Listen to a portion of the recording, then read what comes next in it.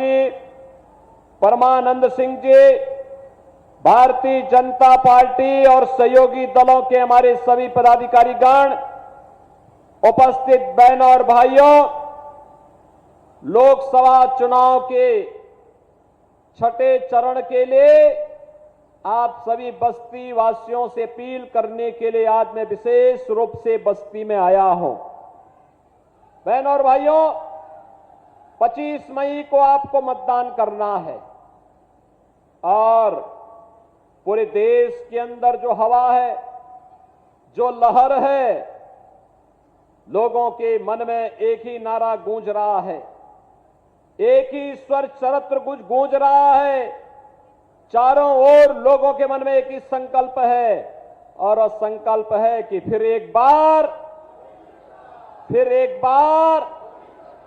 बस्ती की आवाज इतनी जोर होनी चाहिए कि लखनऊ और दिल्ली तक आवाज पहुंच सके। फिर एक बार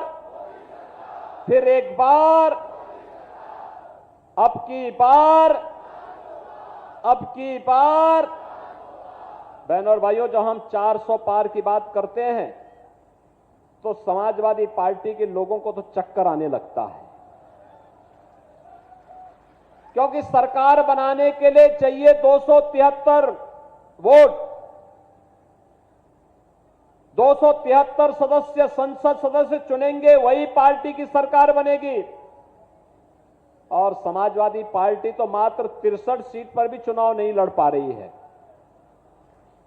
तो ये 400 पार की आपके नारे को सुनकर के पूछते हैं कैसे होगा, तो जनता ही उनको जवाब दे देती है। और जनता जनार्दन की जवाब होती है कि जो राम को लाए हैं,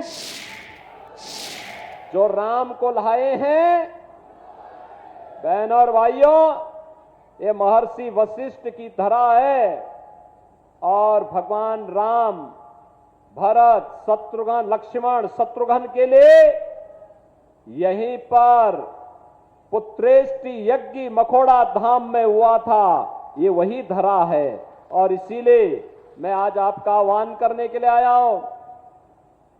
पूरा चुनाव अगर आप देखेंगे, स्पष्ट ध्रुवीकरण होता हुआ दिखाई देता है। एक और राम भक्त हैं और दूसरी तरफ रामद्रोही हैं। रामद्रोही आतंकवाद के समर्थक, नक्सलवाद के समर्थक, भारत की सुरक्षा में सेंध लगाने वाले, भारत के विकास को बाधित करने वाले, गरीबों के हकों पे डकैती डालने वाले, समाज को जाति के नाम पर आपस में बांटने के षड्यंत्र करने वाले लोग हैं, जिनके मन में देश के प्रति कोई सम्मान का भाव नहीं, आपके प्रति कोई संवेदना का भाव नहीं। इनकी संवेदना आपके प्रति नहीं, राम भक्तों के प्रति नहीं, इनकी संवेदना माफियाओं के प्रति बनती है। बहनों और भाइयों, दूसरी तरफ राम भक्त हैं, मोदी जी के नेतृत्व में राम भक्त 500 वर्षों का इंतजार समाप्त करके अयोध्या में रामलला को फिर से विराजमान करने का काम करते हैं। राम भक्त आज देश को दुनिया के अंदर सम्मान दिला रहे हैं, भारत की सुरक्षा को पुख्ता कर रहे हैं, आतंकवाद और नक्सलवाद को पूरी तरह नेस्तनाबूद करते हैं। तो अब तो जो कांग्रेस और समाजवादी पार्टी के सरकार के समय बोला जाता था, कोई आतंकी वारदात होती थी, हम कहते थे रे आतंकवाद के खिलाफ कार्रवाई करो, तो ये लोग क्या कहते थे आतंकवादी सीमा पार के हैं। और अब तो आतिशबाजी भी करते समय कोई पटाखा जोर से फट जाए तो पाकिस्तान पहले सफाई देता, कहता साहब मेरा हाथ नहीं है। उसे मालूम है ये नया भारत है, छेड़ता नहीं है, लेकिन कोई छेड़ता है तो उसको छोड़ता भी नहीं है। ये नए भारत का दर्शन आज हम सबको हो रहा है।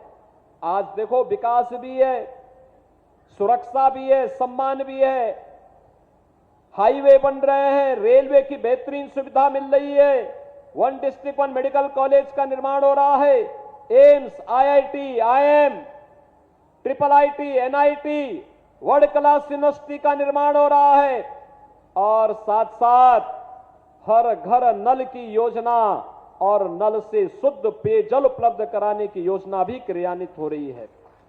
बहनों और भाइयों, यही समाजवादी पार्टी की सरकार थी जब मुंडेरवा की चीनी मिल बंद हुई थी। ये भारतीय जनता पार्टी की सरकार आई, हमने यहां पे मुंडेरवा में चीनी मिल चालू करा दी। बहनों और भाइयों, आज आप देख रहे होंगे विकास की प्रक्रिया को तेजी के साथ आगे बढ़ाते हुए, इनके समय में गरीब भूख से मरता था, किसान आत्महत्या करता था, बेटी और व्यापारी सुरक्षित नहीं थी, सर्वत्र अराजकता था, दंगा था, कर्फ्यू था। आज भारतीय जनता पार्टी 80 करोड़ लोगों को मोदी जी के नेतृत्व में फ्री में राशन दे रही है। 60 करोड़ लोगों को 5 लाख रुपए का आयुष्मान कार्ड दे रही है। 12 करोड़ किसानों को किसान सम्मान निधि का लाभ, 12 करोड़ घरों में रसोई गैस का सिलेंडर, 12 करोड़ घरों में शौचालय का निर्माण हुआ है, तो 4 करोड़ गरीबों के मकान भी मोदी जी के नेतृत्व में पिछले 10 वर्ष के अंदर बने हैं। और अब तो मोदी जी ने घोषणा की है 70 वर्ष से ऊपर के प्रत्येक बुजुर्ग को प्रतिवर्ष 5 लाख रुपए की स्वास्थ्य की सुविधा उपलब्ध करवाएंगे। बहनों और भाइयों, राशन की सुविधा आगे 5 वर्ष तक प्राप्त होती रहेगी। मोदी जी ने घोषणा की है कि जितने गरीब बचे होंगे उन सबको भी एक एक मकान अगले 5 वर्ष के अंदर उपलब्ध हो जाएंगे। और इसीलिए आज हम सब आपके पास आए हैं कहने के लिए कि जो देश की आवाज है, उस आवाज के साथ बस्ती की आवाज भी जुड़नी चाहिए। जुड़ेगी? जुड़ेगी? बहनों और भाइयों, ये समाजवादी पार्टी और कांग्रेस का गठबंधन जब भी हुआ है, ये अनर्थ किया है। याद करिए, जब इन दोनों का गठबंधन था, एक प्रदेश में था, एक केंद्र में था।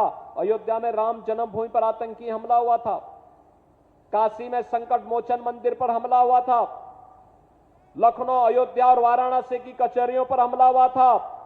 अखिलेश यादव मुख्यमंत्री बने तो सबसे पहला काम इसने किया, अयोध्या में राम जन्मभूमि पर हमला करने वाले आतंकवादियों के मुकदमों को वापस लेने का कुत्सित प्रयास किया था। और तो हम धन्यवाद देंगे न्यायपालिका को।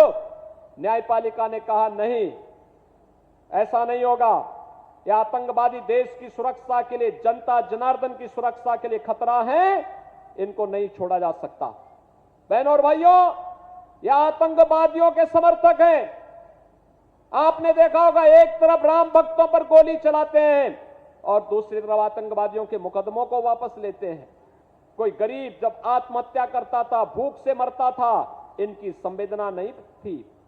किसान आत्महत्या करता था, इनकी संवेदनाएं नहीं होती थी। लेकिन अभी एक माफिया मरा है, उस माफिया के लिए मातम मनाने के लिए समाजवादी पार्टी के लोग गए थे। बहनों और भाइयों, अभी इनकी मंशा अच्छी नहीं है। मैं तो आपसे कहने के लिए आया हूं आज, और वह कहने के लिए आया हूं कि कांग्रेस और समाजवादी पार्टी का जो अनर्थकारी गठबंधन है, यह गठबंधन अब भारत की सुरक्षा पे सेंध लगाने के साथ साथ आपकी प्रॉपर्टी पर भी सेंध लगाने की तैयारी कर चुका है। याद करिए, इन्होंने कहा है कि अब सत्ता में आएंगे, सबसे पहला काम अनुसूचित जाति और पिछड़ी जाति के आरक्षण का हिस्सा काट करके ये मुसलमानों को देने वाले हैं। क्या आप इसको सहमत हैं क्या? इससे क्या आप इससे सहमत होंगे क्या? अरे बाबा साहब भीमराव अंबेडकर ने कहा था कि धार्मिक आधार पर आरक्षण नहीं हो सकता है। और दूसरा कार्य, इनके द्वारा विरासत टैक्स की बात की जा रही है। ये विरासत टैक्स इतना खतरनाक है, आपके बाप दादों की, आपके पूर्वजों की जो संपत्ति होगी, उनमें से आधा समाजवादी पार्टी और कांग्रेस के लोग ले लेंगे और फिर इसका बंदर बांट करेंगे। क्या आप इसको स्वीकार करेंगे? क्या आपके पूर्वजों की संपत्ति को कोई कब्जा कर लेगा? क्या आप इसको स्वीकार करेंगे? क्या ये तो लगता है इनके अंदर औरंगजेब की आत्मा घुस गई है। औरंगजेब मुगलों का सबसे क्रूर बादशाह था। बहनों और भाइयों, इतना क्रूर था कि उसने अपने भाई की हत्या की, अपने पिता को कैद कर दिया। उसका पिता शाहजहां एक एक बूंद पानी के लिए तरस तरस करके, तड़प तड़प करके मर गया था। उसने अपनी जीवनी में लिखी है, और किसी को पढ़ना है पटना की खुदा बख्त लाइब्रेरी में जाकर के पढ़े। शाहजहां कहता है कि औरंगजेब जैसा कमबख्त पुत्र किसी को पैदा न हो, जिसने जीते जी मुझे पानी के लिए तरसाया है। उसने कहा था इससे अच्छा तो वह हिंदू है जो अपने बुजुर्गों को, बड़े बुजुर्गों को सम्मान करता है और मरने के बाद सरात और तर्पण करके अपने पितरों को जल देने का काम करता है। बहनों और भाइयों, औरंगजेब ने जजिया कर लगाया था, हिंदुओं के लिए कहा था या तो जजिया कर दो या मुसलमान बनो। लेकिन बहनों और भाइयों, ये जो परासत टैक्स है कांग्रेस का, ये हिंदुओं पर औरंगजेब का जजिया कर है। हमें जजिया कर नहीं स्वीकार करना है, नहीं करना है। और हमने तय किया है भारतीय जनता पार्टी इसके खिलाफ लड़ेगी और इसका लड़ाई का मंत्र तो आपके पास है। एक वोट, आपका एक वोट इनको निरुत्तर कर देगा, इनके मंसूबों पर पानी फेर देगा, इनकी राष्ट्र विरोधी और आतंकवादी पोषक गतिविधियों को पूरी तरह समाप्त कर देगा। और इसीलिए आज मैं बस्ती की जनता जनार्दन से अपील करने के लिए आया हूं। बहनों और भाइयों, कोई सोचता था बस्ती में इतनी सुविधाएं होंगी? अब तो बस्ती नगर के अंदर भी 4 लेन की सड़कें हम बना रहे हैं, बस्ती के अंदर भी हम कनेक्टिविटी बेहतर कर रहे हैं। बस्ती के लिए तो दोनों हाथों में लड्डू है, इधर गोरखपुर का एयरपोर्ट, इधर अयोध्या का एयरपोर्ट, उधर एम्स और यहां मेडिकल कॉलेज, सिद्धार्थनगर में माधव बाबू के नाम पर मेडिकल कॉलेज, यहां महर्षि वशिष्ठ के नाम पे मेडिकल कॉलेज, यहां पे मुंडेरवा चीनी मिल भी चल रही है। और अन्य विकास के कार्यों को तेजी के साथ आगे बढ़ाने के लिए अटल आवासीय विद्यालय भी भारतीय जनता पार्टी आप सबको दे रही है, जिसमें अनाथ और श्रमिकों के बच्चों को पढ़ाया जा रहा है। और इसीलिए मैं आपसे कहने के लिए आया हूं, भारतीय जनता पार्टी ने अपने लोकप्रिय सांसद श्री हरीश द्विवेदी को फिर से अपना प्रत्याशी बनाकर के आपके बीच उतारा है। हरीश द्विवेदी चुनाव जीत के जाएंगे, चुनाव जिता करके भेजेंगे हरीश द्विवेदी को। दोनों हाथ ला करके मुझे बताओ, दोनों हाथ ला करके, जहां तक मेरी आवाज जा रही है दोनों हाथ उठने चाहिए। इस बार की आवाज से भी दोनों हाथ लाओ जहां तक आवाज जा रही है। लेकिन बहनों और भाइयों, चुनाव जिताने के लिए 3 दिन बाकी है, आपको कुछ कार्य करने होंगे, करेंगे? मेरी बात मानेंगे? क्या काम करना है बताओ? पहला काम, आप में से हर व्यक्ति 5-5 घर जनसंपर्क करने के लिए जाएगा। उन लोगों को मेरा संदेशा देगा कि राम भक्तों की सरकार फिर से बननी है और जो देश की आवाज है कि जो राम को लाए हैं हम उनको लाएंगे। इस आवाज के साथ लोगों को जोड़ना, जोड़ेंगे। आप में से हर व्यक्ति 15 घरों में कमल खिलाने का काम करेगा। और चुनाव के दिन उन 15 घरों को मतदान केंद्र में ले जाकर के मतदान कराना है 10 बजे के अंदर। करा देंगे? करेंगे? सभी लोग सहमत हैं? अरे आपसे ज्यादा उत्साह इन माताओं और बहनों में है। आपको लगता है कि ज्यादा गर्मी लग जा रही है क्या? अरे गर्मी है, टेम्परेचर है, लेकिन चुनाव के लिए, अरे 5 साल के लिए एक अच्छी सरकार रहे, इसके लिए 5 दिन की गर्मी सहने की तैयारी हमें करनी चाहिए। सहमत हैं? तो आत्मनिर्भर और विकसित भारत के लिए मोदी जी को तीसरा कार्यकाल देंगे।